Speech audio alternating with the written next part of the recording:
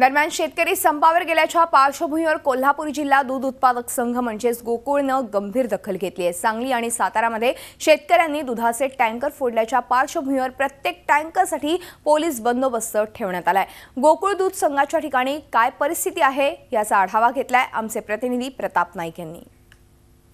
कोल्हापुरातील गोकुळच्या प्लांटवर आपण बघू शकता की शेतकरी संपावर गेल्याच्या पार्श्वभूमीवर गोकुळ दूध संघाने पोलीस बंदोबस्त घेतलेला आहे। इतकंच नाही तर ज्या गोकुळच्या गाड्या मुंबईच्या दिशेने जाणार आहेत त्या प्रत्येक गाड्यांवर एक कॉन्स्टेबल कोल्हापूरच्या हद्दीपर्यंत जातो आणि त्याच्यानंतर पुन्हा तिथनं सोडून परततो। अशा प्रकारची एकूण स्थिती आहे। आपण बघतोय की सांगली असेल किंवा सातारा असेल या जिल्ह्यामध्ये दुधाचे टँकर अडवण्यात आले, टायर फोडण्यात आल्या, काचा फोडण्यात आल्या गाड्यांच्या। त्या सगळ्या पार्श्वभूमीवर गोकुळने नेहमीप्रमाणेच या आंदोलनाची दखल घेत पोलिसांचा बंदोबस्त ठेवलेला आहे।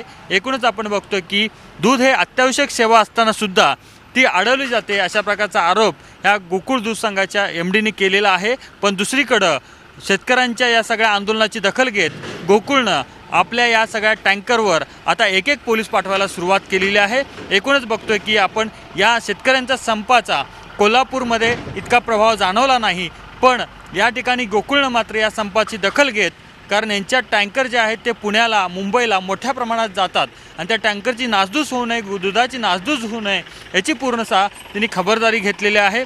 जोपर्यंत शेतकऱ्यांचा संप सुरू राहील तोपर्यंत अशाच प्रकारचा पोलीस बंदोबस्त घेऊन त्या टँकरवर पोलिसांना पाठवण्याचं नियोजन गोकुळने केलेलं आहे।